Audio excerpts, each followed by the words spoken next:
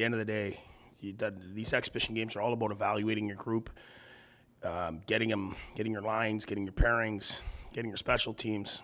Game one's what matters. So as we go, each game we're going to have a little more here, but we've got 2 games in back-to-back. We don't want to really play too many guys in that, so we're going to pretty even groups, and then we'll cut down on Sunday.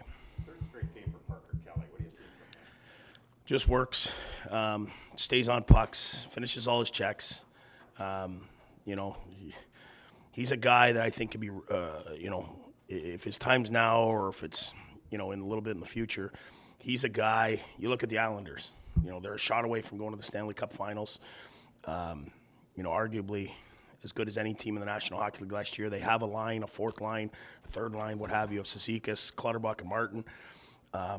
Is Parker Kelly one of those guys that could be, a Clutterbuck or a guy that finishes all his checks, does everything right, doesn't ask for much, and if that turns out to be the guy, I think we've got a good player there. It's just it's a matter of time. Is it now or is it a little bit down the road? But I think he's going to be a good player.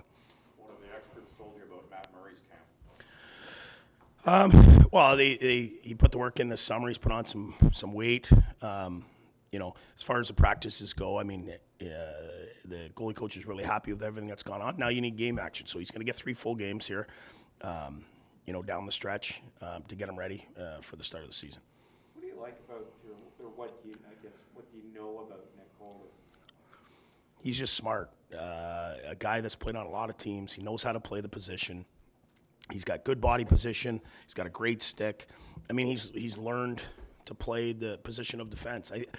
I listened to Paul Maurice's post game the other day, and he was talking about young players wanting to come in and play their game, and the NHL kind of dictates the way you play, whether you like it or not. Nick Holden has figured out the NHL game. I think he knows what he has to do to be in the league, to be successful in the league, takes care of himself, practices hard, and plays the right way. So I think every coach likes having a Nick Holden kind of player. Just when you make your cut down there on Sunday or Monday, whatever it is, do you expect to have like 5 lines, 8 defense, 3 goalies, or have you? Yeah, that's fair. I mean, maybe 5 lines and 1 and 8D, 3 goalies. So we'll see how these 2 games go. I think internally we have it down to 4 or 5 guys that are fighting for a couple spots with the injury to Bishop and him being out a little longer than we think. With Bish as a guy, I think that, would have hung around right to the end and, been real close.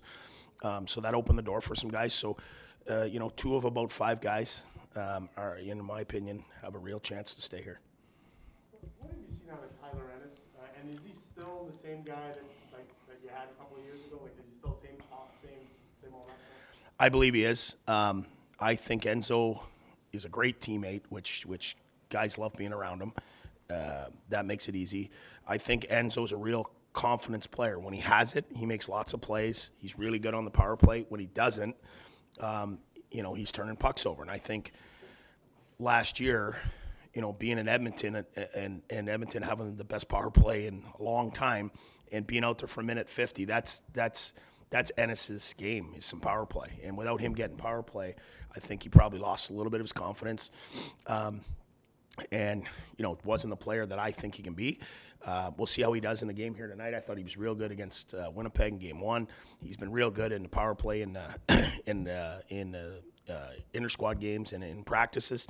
So we'll continue to look at him. But to me, it's all confidence with him. If he has it, he's a good player. And if he doesn't, he's not so good. So, and I think that could probably hold true for a lot of guys. And in the preseason, when you guys have the kind of the mandatory shootout, I'll call it, do you look at that and say, hey, I'd like to put some guys in there that maybe wouldn't normally get the shot, just something to put in your memory bank for later? Is that your approach to these? Yeah, for sure.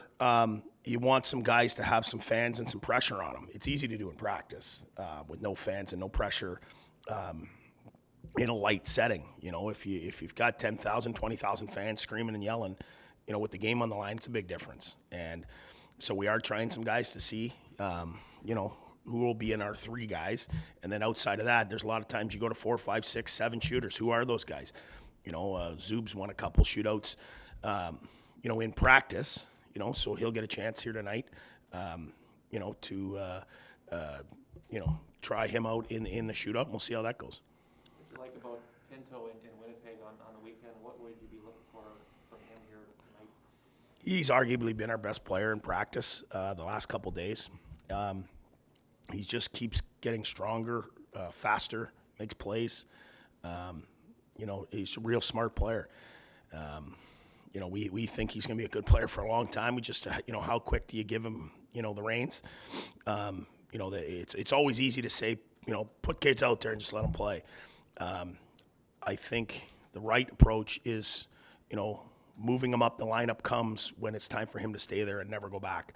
And it's way easier to move a guy up than it is to take a young guy and have to move him down, and then he loses his confidence. So as he continues to get better, we'll keep looking at it. But, eventually he's a guy, him and Norris are going to carry it down the middle for us for a long time.